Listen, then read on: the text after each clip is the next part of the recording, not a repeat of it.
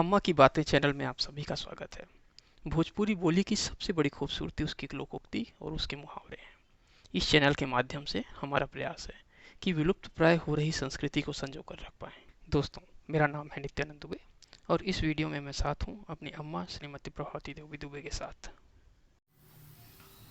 तो सुना है आप कोई पहेली लेकर के आई हैं इस बार। जी हाँ, एक पहेली है। हम्म। अच्छी है पहेली। हम्म। कहा गया है कि पान सड़ा क्यों, हम्म। घोड़ा अड़ा क्यों, हम्म। रोटी जली क्यों, विद्या भूली क्यों। अच्छा। इसका जवाब एक ही शब्द में, एक ही में आप बताइए। इसका जवाब क्या ऐसा है कि कोई एक ही जवाब है जो सब हाँ, पे है? एक ही जवाब में सबका उत्तर है। जी अच्छा। बताइए। नहीं नहीं, मुझे नहीं पता, आप बताइए। तो फेरा नहीं गया, कहने का मतलब अच्छा। कि फेरा नहीं गया। पान सड़ा के, अगर पान को आप हाँ हाँ। रखे हैं और नीचे का ऊपर नहीं करेंगे, घुमा तो वो सड़ जाएगा। अच्छा। और घोड़ा अड़ा क्यों, अगर रास्ता चलते चलते घोड़ा अड़ गया है हम्म। तो उसको भी इधर उधर थोड़ा घुमा करके ही चालू करेंगे आप, तभी हम्म। वो चलेगा। अच्छा। पान सड़ा क्यों, घोड़ा अड़ा क्यों, रोटी जली क्यों। हम्म। अगर तावे पर आप रोटी को डाल देते हैं हम्म। और उसको घुमाएंगे नहीं, फेरेंगे नहीं फेरेंगे उसको। नहीं, तो रोटी तो जल जाएगी। ठीक ठीक ठीक। हाँ, पान सड़ा क्यों, घोड़ा अड़ा क्यों, रोटी जली क्यों, और विद्या भूली क्यों। हाँ हाँ हाँ। आप भले ही विद्या माने पुस्तक को पढ़ पढ़ के याद कर लिए, फिर भी अगर उसको कभी कभी दोहराएंगे नहीं तो तो वो भी भूल वो जाएगा। भूल जाएगा। तो मतलब कुछ ना उसके भी कुछ पन्नों को फिराते रहना पड़ेगा घुमाना आपको। पड़ता है, फिराना पड़ता है। इसी को कहा गया कि पान सड़ा क्यों, घोड़ा अड़ा क्यों, रोटी जली क्यों, या विद्या भूले भूली क्यों? क्यों, क्योंकि फेरा फेरा नहीं नहीं गया। गया। ठीक बात है। तो आज का मुहावरा। आज का मुहावरा है, कहते हैं कि बनहले बनिया बाजार नहीं लगाना। अच्छा। अगर आप किसी आदमी को किसी काम के लिए आप कहते हैं बार बार बार बार, लेकिन अगर उसकी इच्छा नहीं है उस काम को करने की, तो कभी नहीं करेगा। ठीक है। तो जैसे मान लो एक बनिया है, हम्म। वो सामान को बेचने और खरीदने के लिए बाजार जाता है, यही उसका काम है, इसी से उसका घर चलता है।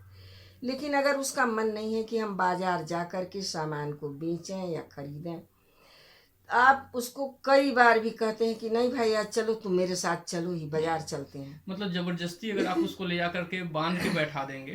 तो भी नहीं वो करेगा अपने को। हाँ। तो इसी को कहा गया है कि बनहले बनिया बाजार नहीं लगेगी। आप जब जबरदस्ती उससे नहीं करवा नहीं सकते। करवा सकते, अगर उसकी इच्छा नहीं है किसी से भी, तो उस काम को आप नहीं करवा नहीं सकते। नहीं जी करवा हाँ। सकते। ठीक। आज का मुहावरा है कि दादा के राजे के सुई चभकवा जाए द, यहाँ दर्शनी साहू हवन। अच्छा।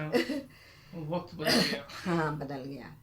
एक सेठ था, वो बहुत धनी था, धनी मानी रहते हुए लेकिन कंजूस उससे भी ज़्यादा था। तो वो कभी कभी कोई कार्यक्रम कराता था, कथा पूजा जो भी, तो लोगों को खिलाता पिलाता था।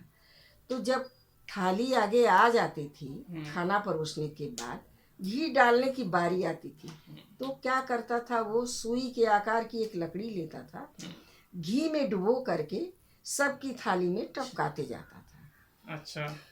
तो वो अब बूढ़ा हो गया बेचारा, तो ये जिम्मेदारी जो है अपने बेटे को दे दिया। उसका बेटा अपना बाप की जिम्मेदारी को संभालता था, वो उससे भी ज़्यादा कंजूस था।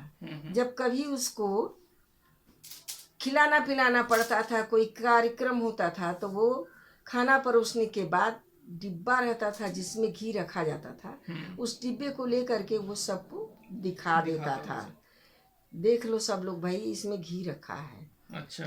तो लोग संतुष्ट हो जाते थे, घी देख के समझ लो अब क्या करेंगे। तो कुछ दिन बाद बेचारा बूढ़ा मर गया।